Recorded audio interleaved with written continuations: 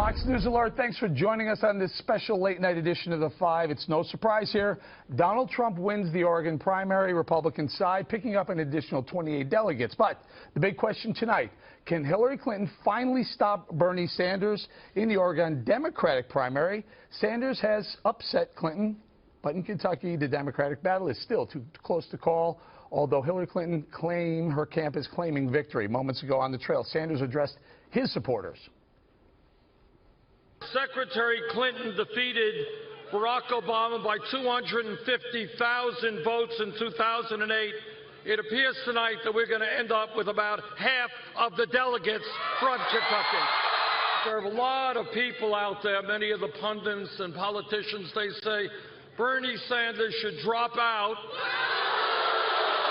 Well, let me be as clear as I can be. I agree with you. We are in to the last ballot is cast. And earlier tonight, Trump seemed anxious to get to his likely general election opponent. He tweeted, quote, "I look so forward to debating crooked Hillary Clinton. Democrat primaries are rigged. Email investigation is rigged. So time to get it on." Now, on Bernie, it doesn't sound like he's getting out. We heard him say he wants to stick through at least California.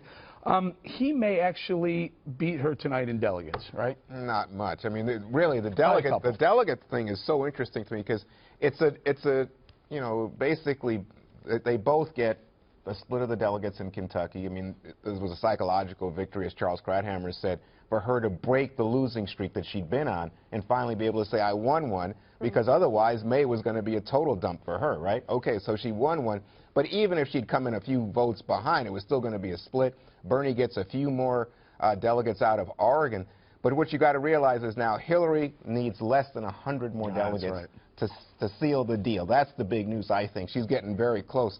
I would add one thing. I know we want to get around the table, but the big news out of the Democratic Party tonight is the fight with the Democratic establishment trying to shut down Bernie Sanders and punish him for what happened at the Nevada Democratic Party meeting last Saturday at one of your favorite haunts, the Paris Hotel. Oh, yeah, or across the street at the Wynn Hotel. Is that right? That'd be one of my favorite, more favorite favorites. For your style. Listen, the superdelegate situation is that Juan's right. In a couple of, maybe next week, maybe the week after, Hillary will have enough to lock down the number. As long as she keeps the superdelegates, they can still be swayed to come to Bernie Sanders' side. Right, they can, but this is the Clintons, so you got to think they're bought and paid for. I mean, they're in the bag. They have been since the beginning.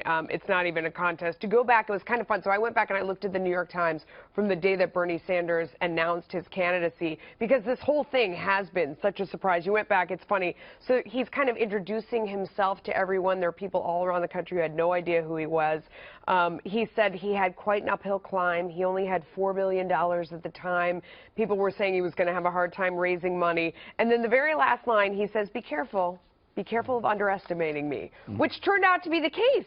I mean, I remember we were all joking, like, did the Clintons pay this guy to get out there and run against her because a socialist who was older than her, and they made that, in all the articles that commented that he was older, you know, they were saying, did the Clintons put him up to this? And now you're going, no, they definitely didn't, because it's turned into a nightmare. It's turned into a movement on that side as well. Trump says he's the outsider, he's going to win this side. Bernie Sanders says, I'm not getting out, because look at the crowds. Look at that's a massive crowd in California. He's inspired a lot of people. I think the nomination for Hillary is not the problem. I think the actual election is the problem, because a lot of these people that are really passionate about Bernie Sanders, especially the young people that are showing up, the academia, I know a lot of people in academia that really love him, those people aren't necessarily going to go out and vote for Hillary. In fact, a lot of them can't stand her.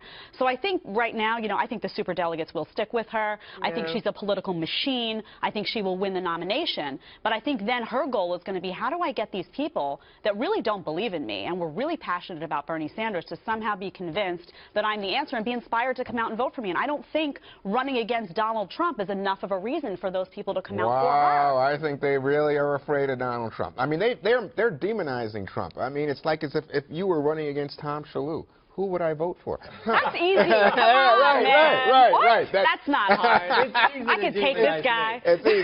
Huh? But this is the nightmare scenario for Hillary. Remember, what was it, 6 weeks ago, everyone was talking about what's going to happen to the Republican Party when the person who gets the most votes is disenfranchised and they're going to nominate someone else. That was the nightmare scenario for Republicans, but it was not going to happen, okay? And it is not going to happen. But it is happening to Hillary because her nomination was never in doubt. But we are watching her lose and lose and lose. And every time she loses, people like us get on and say, well, it's fine. She's sitting pretty. She's going to get the nomination. And voters are saying, what is going on? So it's terrible for her. You know, Juan, anecdotally, a couple of days ago, I talked about some friends that were diehard Democrats who have now jumped over and said, I'm not only voting for Trump, one of them actually wants to work for Trump as well. NBC had a poll out today showing basically was a statistical tie. Hillary up by 3 points nationally. However, inside that, the internal on that poll showed independents break for Donald Trump. 44 to Hillary Clinton, 36. She's got to worry about this, does she not? That would be a worrisome fact. If that poll proves to hold, you know, it's not just some freak thing at the moment, it would be really worrisome. I mean, clearly, she still has a tremendous advantage with women, and we can see that that's still at play, and everybody's worried about how Donald Trump deals with the women issue, the New York Times story, all the rest. But if you're saying to me, independents are mostly women, if you're saying to me that independents are now going to break for Donald Trump, that's news. And the other part of that, another internal on that poll had the gender gap. 3 points closed. Trump closed it by 3 points. But still in the 60s or something. Still wide. And it flips the other way, too, though. Yeah. The gender gap. I mean, it goes the other way, too, because men break very, very hard for Trump over Hillary. Yeah, nearly. It was exactly the same. It was like 53% of the men that were looked at were going for 70. It's close him, to 70 and then for the women, 30% for Hillary. and... So that means a 20-point lead, right? But, you know, Barack Obama won by more than 10 points, like 15 points for women in 2008, didn't he? I don't know if that's exact numbers, but he won by a lot. And I think he won by 10 points in the following election. So women have always trended Democratic. So, I mean, all Trump has to do is close the gap a little bit, and he's doing okay. Stay right there. Stay right there. Hang on there, Juan. Meanwhile, earlier on Fox, the DNC chair explained why she thinks a prolonged Democratic race will not hurt the eventual nominee. I don't think it's hurting. On the contrary, actually, I think that if you look at the exit polls and the questions asked of voters as they're coming out of our most recent Democratic primaries, they've enthusiastically said that the primary has actually caused them to be more energized about our candidates and more likely to be supportive of whoever our nominee is. And that is actually, you know, in stark contrast to what's happened on the other side of the aisle. Oh, yeah, sure.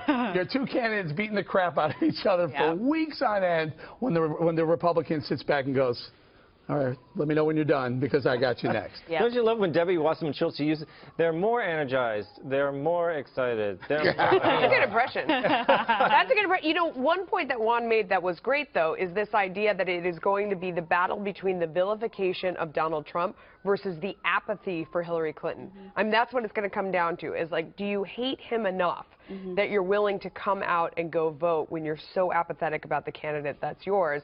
It's a legitimate question because on the Hillary side, they are really trying to go hard at vilifying Trump. In a lot of quarters, that works really well. It's also exposing the division within the Democratic Party, which people love to talk about the right and how the Republican Party is falling apart and there's, you know, anti-establishment and establishment and populist and all these terms, and that's true.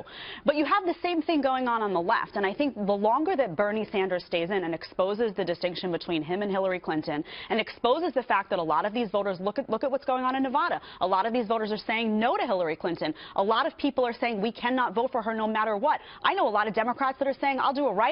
I cannot vote for her. I absolutely refuse to. So I think the longer he stays in and highlights that difference, the more of a problem it's going to be for her because she's being forced to defend herself. She's not good at this. She's not a good politician, and she's having a really hard time appealing to the left. Even though she's had to tack left to appeal to Bernie Sanders' crowd, it's still not working. I think she's going to have a hard time. I really don't understand this. It seems to me like initially you guys were like, yeah, Bernie Sanders, keep going. Or Bernie Sanders, the Clintons put him in this because he's so weak. Oh, yeah, day one. But now, let me tell you something. Bernie Sanders and his socialist crew is a threat. They're talking about the violence. They're threatening the woman who was the chair of the Nevada Democratic Party because they don't like the rules. They're saying continue the revolution, continue the burn. Big turnout tonight in California. And again, you see this kind of almost anarchist zeal on the part of Sanders supporters. Now, you're saying, oh, this means that there's this tremendous split within the Democratic Party. Ideologically, Let me tell you something. The history books are going to write about this as a moment when the Republican Party broke apart, lost its principles, lost its ideas. Or changed. Or evolve. Rebirth. I mean, rebirth, that's possible. There's no question That's that the establishment class, and Donald Trump comes along as the outsider, and he changed things. I mean, another number today. Who is the leader of the Republican Party? Trump, 58%. Paul Ryan, 39%. I mean, this is a changing of the guard. Well, that's what I was just saying to Jedediah. It is. No. Well, they can. Let me just say. But you're saying Republicans new are people uniting around Donald Trump, even if they don't like him. Yeah. No, I think that there's a push right now to get on the bandwagon. He's the winner. He's got the most votes. Yeah. He's the man. Sound like a breaking apart of the GOP. Oh, so why hasn't Paul Ryan endorsed him? Because he's an establishment class. That's what I'm saying. That's exactly what I'm saying. It would hurt him. I mean, I think Paul Ryan's not endorsing him because it would hurt Trump. What?